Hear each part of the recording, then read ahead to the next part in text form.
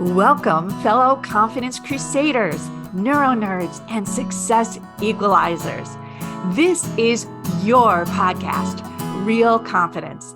I'm your host, Alyssa DeVere, and I'll be sharing a bit of basic brain science, some surprising social secrets, and a touch of tough love.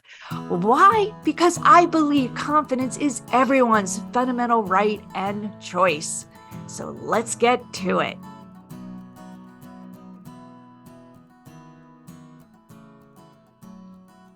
I have the pleasure of introducing you to somebody that I hope I'm not going on a dangerous path here, because I think she and I are going to be best buddies forever, because I just love this woman and I'm sharing her with you today.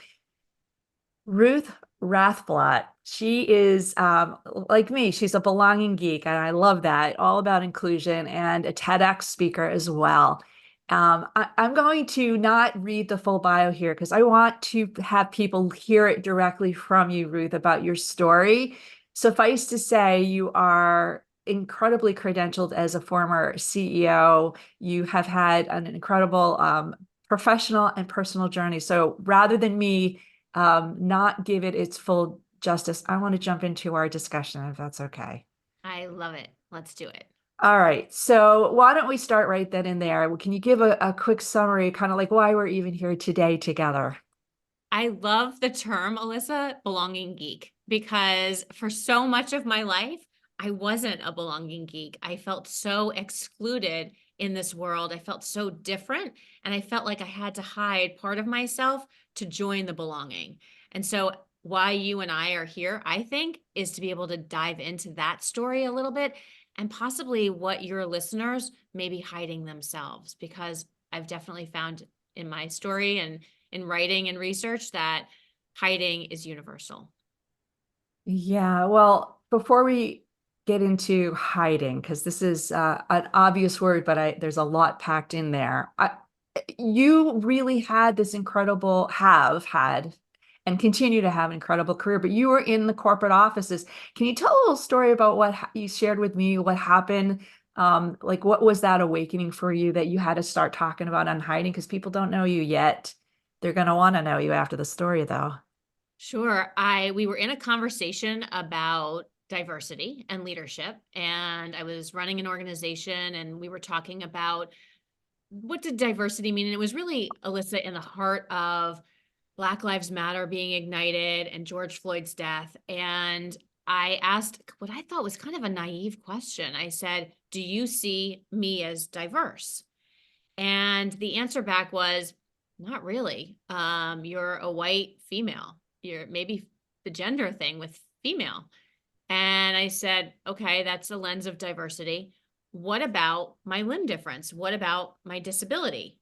And the answer back to that was, "Oh, we don't see you like that." And I paused and I said, "I'm not actually asking to be seen as anything. I'm asking for it to be acknowledged as part of the diversity conversation."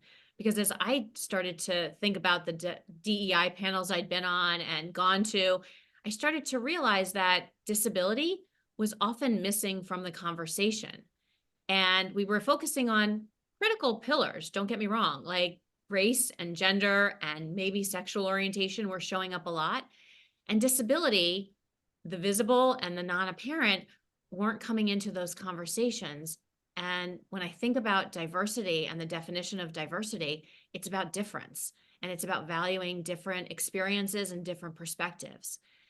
And I have to tell you, Alyssa, I got mad after that conversation, and I started to reach out to my corporate partners and ask them how they were talking about it. And what I realized is, yeah, I could get really mad, but the truth is, I hadn't shared my story of being born with a limb difference and a disability at all. I hadn't talked about that journey. I hadn't shared the challenges that came with it. I hadn't shared some of the joyous moments and the successes that came with it with anyone. And so, how could I expect people to see my disability or to acknowledge it if I wasn't doing that either? So would you mind sharing a little bit more information? I have the benefit of seeing you and meeting you via Zoom, but our listeners are only hearing when you say a limb deformity or a limb disability, what does that mean? Yep, it's a limb difference. I was born missing part of my left hand. And so I was born in the days when sonograms weren't a thing. So just to age me a little bit, sonograms, I showed up and in June and my parents were shocked. I showed up with part of my hand missing. And so the doctors were actually even shocked, the nurses too. And the beauty of a nurse that was in the ER that day was that her advice to my parents was, you'll take this little girl home and you'll treat her as normal. You'll treat her like you would any other child. You'll encourage her to do everything. And so while I have this missing hand, as a child, I was encouraged to do everything. That's awesome. I mean, it's awesome that your parents kind of embrace that. At the same time, I wonder, do you remember being frustrated or angry then that they were making or trying to have you do things that you're like, but I can't? No, I think I'm glad that they encouraged me because it made, someone, and again, I think some of your listeners may relate to this, Alyssa, is those of us who have felt different, especially around disability, we often have to figure things out. So we are the best out of the box thinkers you can find, right? We come up with creative solutions, we're innovative in their approaches. So I appreciated that. Where I felt frustration, and I talk about it in my book single-handedly, is the space of being able to talk about it out loud, being able to have questions asked when I started, because at 13, my world kind of changed. I went and started a new school, and like anyone who starts something new, you kind of want to fit in, right? You want to find friends, especially at 13. It almost feels like it's magnified, that idea to need to fit in. And so I tucked my hand into my pocket, needing to fit in to all the other kids, thinking they wouldn't like me if they knew. And my parents witnessed that hiding, and yet we didn't have space to talk about it. There wasn't that space to talk about what was challenging, what was hard. And I often share with parents who have children who have differences or disabilities, creating, or just children, because there's a lot of things that are going on when you're a teenager, just creating the space for open dialogue, for communication. Sometimes noticing what's going on with your child, even if they say everything is fine, just digging in a little. I wish I'd had that. Yeah. And I say that I'm almost like choked up here because my son is disabled, as you know, my older son. And for folks who know my work, it's really was the impetus for everything I do in my world, career and otherwise. Um, but it's hard, like, especially when you're going through those teen years and you do want to fit in. And then I would say, even now, as he's entering the workforce, as he's having relationships with people outside of the workforce, he does want to hide a bit still. Yeah. So let's talk about that word hiding. What does that really mean to you when we say, I mean, you've written a whole book on unhiding. So what is hiding and how does it impact people? Hiding is a problem. Hiding is a problem because it's telling yourself that there are parts of you that others won't accept. Possibly they'll reject or judge you. And so we hide so that people don't see that part of ourselves. And what I found, Alyssa, in the research and the writing, and just even being able to talk to people about this idea of hiding, is that hiding, I found three things to be true. Hiding is universal, and it shows up in so many different ways, whether it's somebody hiding their disability, whether it's visible or non-apparent. Hiding can look like hiding your education, your family background, your finances, your weight, your height, your physical appearance, your relationship status. It can be all of those things because it's based in fear that someone, again, will reject you or judge you if they find out about it. So hiding is universal. That's number one. Second, hiding is exhausting. It's often takes a toll on our mental and our physical health. So you're constantly worrying and forecasting so that people don't find out. That's how you spend your time. And Hmm. it's exhausting. And I could see you nodding, just Yes, saying, I'm going, yes. And you're right. Everyone, I think almost everyone, probably everyone has something that they're hiding, right? something that they're hiding. I was on a plane recently, and I'm one of those people, Alyssa, who loves to talk to people that I sit next to on planes. I'm in the minority. I totally recognize that. Most people put their earbuds in, their sunglasses on, put a hoodie over. And yet I was talking to the person next to me, and we got to the point of the discussion where we say, "Oh, what do you do for a living? What do you do?" And I shared how I work with leaders to create cultures so that people can unhide and thrive and belong. And I talked about a little bit about my hiding. Immediately, Alyssa, he put his head down and he said, "I never tell anyone this." And I said, "What?" He said, "I don't tell anyone that I never went to college." And I Wow. said, "Why?" And he said, "Because I'm so afraid that if someone finds out, they'll think I'm not smart enough. I'm not a good business person." He said, "So when those conversations come up around college and where did you go to college? Wasn't it the best 4 years of your life? Where are your kids going to college?" He said, "All I want to do is leave the room and exit. It's exhausting to have to figure out all the time how not to be part of those conversations that are so quote unquote normalized by adults." And that's where it's exhausting. It takes a toll. You're constantly worried someone's going to find out.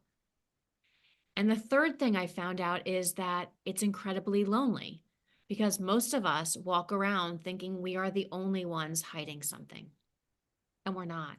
I was wrong. I thought I had invented hiding, Alyssa. I didn't invent hiding. I found out that most of us are hiding something and covering part of ourselves, and especially when it comes to the workplace. And that's where I see it most detrimental because we spend so much of our time in the workplace, and yet we don't always feel like we're seen or heard or that we belong because we're hiding that part of ourselves and we don't feel comfortable sharing it because someone, again, will reject us or judge us. But yeah, and as you were kind of describing that gentleman, like there's people who will hide the fact that they're taking care of a loved one, Yeah. or that maybe their kids are in a crisis and they don't want to admit to themselves, let alone to other people, that they're not the stellar parent in that regard, right? There's so many things, not just that are us physically or emotionally, but the things around us that we hide, right? Oh, I talked to two Yeah. moms recently who are successful businesswomen, and they said they don't talk about their children at work or that they have children at work because people won't give them the assignments. That's their fear, is that they won't get the assignments or that people will think they care too much about their outside life and not their internal life. That's a lot of hiding. It's a lot of hiding. Just to put it in a business context too, like, I work a lot with the employee resource groups around the world, and a lot of them now, and particularly ones that are LGBTQ, we'll talk disability, neurodivergent, their members are telling them, we want information, we want connection, but we don't want to be identified. Yeah. We want to come in anonymously. And that just breaks my heart because it's this fear of course, being identified in that, category. And they're like, look, I just don't want my employer to know. So the cost of that exhaustion and that hiding. So when you talk about hiding and the implications of it, and of course your whole campaign to get people to unhide, I'm sure there's people out there being worried that that people will reject them, that there is a consequence of unhiding. What have you seen and heard, and how do people maybe deal or mitigate that? I think that it's interesting. I think that it does have an impact in the workplace when you're hiding. And let me just say that because it definitely dovetails to the unhiding and with the freedom that comes from unhiding. Because what the hiding does is it impacts our retention, right? It impacts the way that employees feel engaged in the company and even how they show up and how innovative they are. And yet, I can understand those employees who are saying, I don't want to identify because two things haven't happened.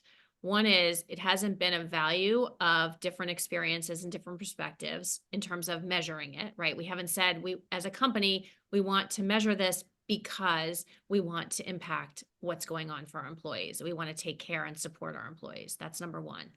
The second that I see often is leaders aren't willing to go first. They're not willing to unhide themselves. They're not willing to share those vulnerabilities or identify with a certain group because they too hold that fear of rejection and judgment. And so, if we're really thinking about transforming culture, it starts with leadership. It starts with leaders breaking down the silos around old school leadership mentality of keep people at arm's length, don't be vulnerable, have to have all the answers. If leaders, and that's why I've engaged in kind of these fireside chats with executives, which is this idea of creating a space for leaders to model what it's like to unhide and be vulnerable. So there's teams see that that's something that they value. And the second is the idea of having leaders showcase that this is a safe space, that because that's part of the ERG beauty and power is that shared experience and that shared safe space of being able to talk about these things that for a while we felt like we had to hide. And so until those two things happen where we start to prioritize measurement and outcomes because we're actually going to solve for it, not just check a box and say, this is how many people we're serving here with these things, because I think people read through that. And the second is leaders going first. We can't unhide safely. That's not the reality. So how do we create a space where leaders have that as their mantra, unhiding as their mantra and manifesto? That's the workplace I'm looking to create, is that culture where differences are valued and experiences are valued. I, like I said in the beginning, you're so well spoken about this, but it makes so much sense too, right? Like what, like I keep hitting my head going, why is it taking us so long as a culture to recognize this isn't like, if you have a disability, there's this guilt about it, right? Like we don't want to share because we feel people are going to judge us. It's my fault, right? No, this is how it is. And I would love for people to feel, um, how do I say this? I'm kind of tongue tied here because it's such a passion of mine being a mom of a disabled individual, because there is a little bit of guilt, I will say, as a parent, like, am I doing everything for my child? But if you talk to Zach and talking to you, this is who you are. And I love everything about you. And it doesn't mean that I would love you any more or less if you were physically different, right? But in the workplace, it does present some challenges. And I'd like to ask you, from accommodations and accessibility, like how does that play into some of these situations where we're asking our employers, our friends even, to hey, I need some extra. Is that part of the unhiding? Should we, how do people handle that? Yeah, no, you've said so many good things that are little nuggets that I want to dive into here with you, because I think first, the part about disability, I mean, think about disability. It's been hidden from diversity conversations, like we alluded to in the beginning. It's also hidden in terms of media. It's hidden. I mean, some people, Alyssa, don't even want to say the word disability, right? Because they think it's a bad thing, or that they're not going to, that they're going to offend somebody if they say the word disability. So there's a lot of breaking down some of the Mm. mystery or the walls around disability, being able to start to have those conversations, being able to ask the questions that maybe you've wanted to ask, whether it's being a parent of a child with a disability, being able to say, am I doing enough? Like being able to ask that question, or to what you're referring to too, how do we ask people where about their disability? And I often use a framework of it starts with kindness, right? It's a curiosity around kindness, and how are you supporting them? And the third thing that I think is so critical in this, after kindness and support, is are you willing to share something about yourself, right? Because why are we asking questions about people with disabilities when we're not willing to share parts of ourselves with them also? And the beauty of this, I guess, is also disability will impact all of us at some point. It's not a scare tactic, but it's a reality. You can be born with a disability, you can acquire one at some point, or you can be taking care of somebody with a disability.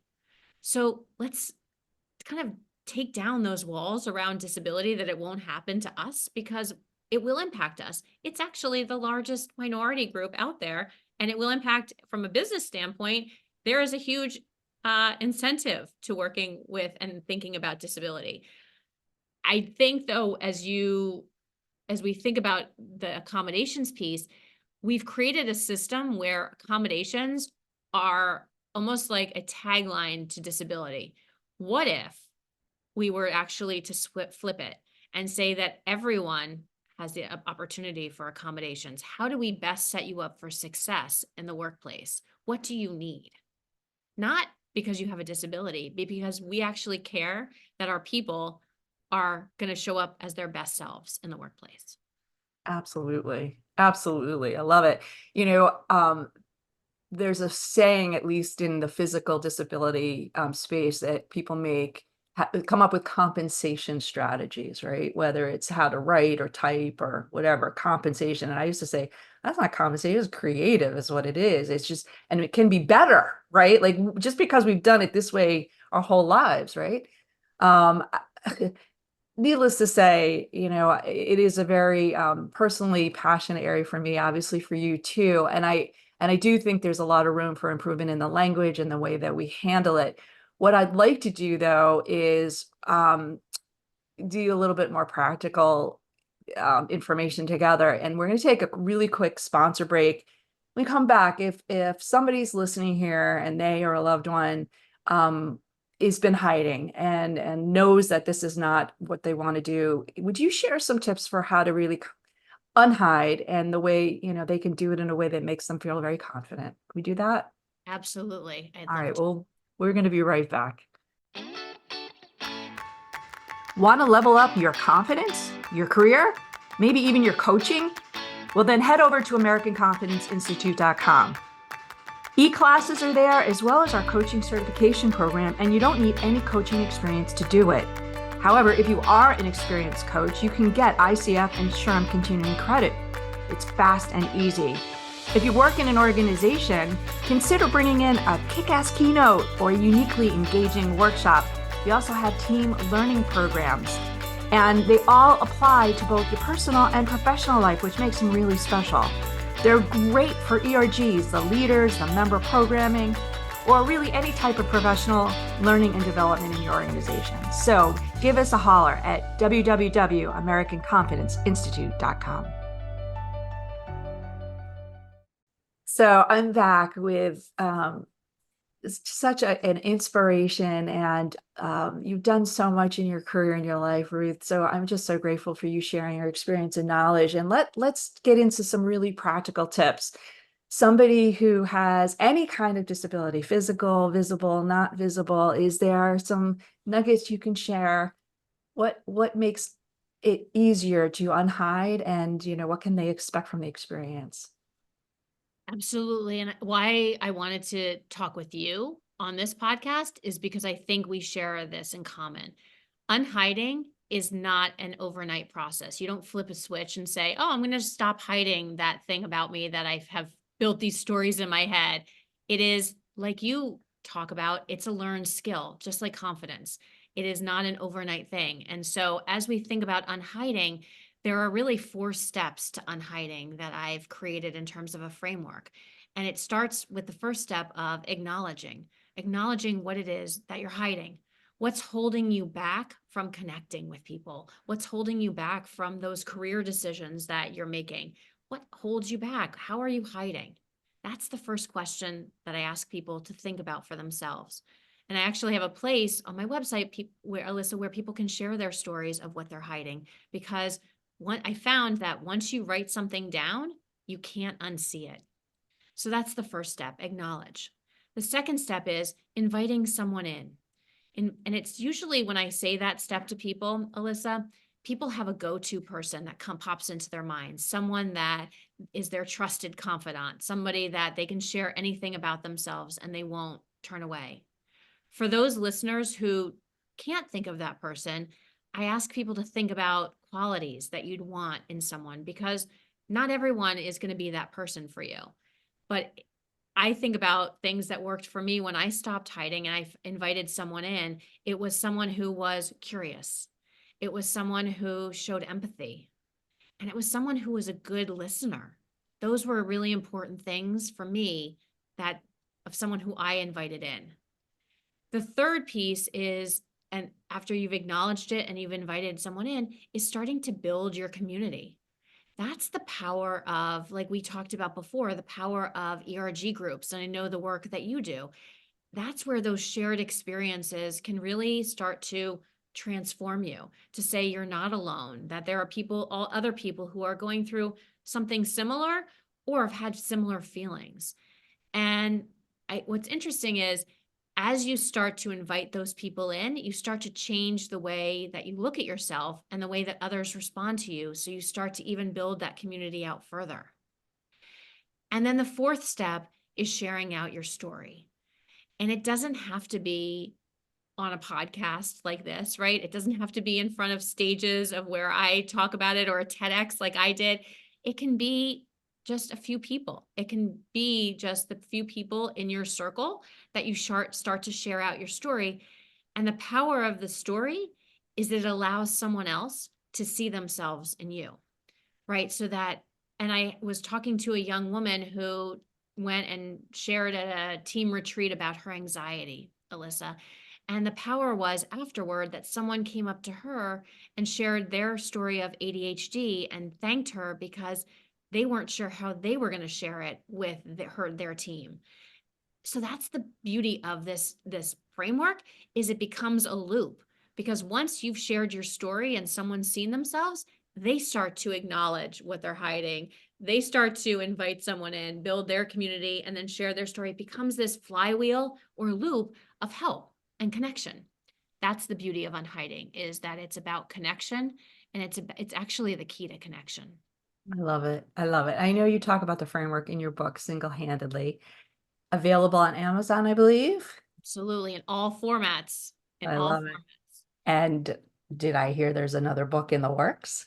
You did, and I am working on it. And it's if someone had told me when I was writing my first book, and I know you know this because you've written so many, that if someone had told me I was going to write a second book while I was writing my first, I never would have believed them. But yeah, there's so much more to say. So I know. Well, and I told you, it's kind of like giving natural birth. You forget about the pain. right. But needless to say, I'm looking forward to anything and everything that you produce, because you are just a light in this world, and I appreciate it. For others on the pod who want to follow you and connect, what's the best way to do that? Sure. There are probably two best ways. One is I spend a lot of time on LinkedIn and having conversations about hiding and unhiding and disability. And then the other way is, and that's through Ruth Rathblott. And then the other way is through my website, ruthrathblott.com. That's where I spend a lot of time also. Wonderful. We're going to post all that in show notes, but for those of you listening, it's RATHBLOTT, Rathblott, Ruth Rathblott. So Ruth Rathblott, I love you. Thank you so much for being here. Thank you, Alyssa. Thanks for giving me time. And hopefully this was helpful to someone out there that needed to hear it. I'm sure it is. Thanks. Thank you. Before we totally wrap up, I want to let you know that full transcripts and show notes for this and other Real Confidence episodes can be found on www.americanconfidenceinstitute.com/podcast. I also want to remind you once again that the best way to get confidence is to give it to others, and you can do it just by liking and sharing this episode on your preferred podcast and social media channels. You can even give me some confidence by noting topics you'd like me to consider for the future. So for now, this is Alyssa DeVere.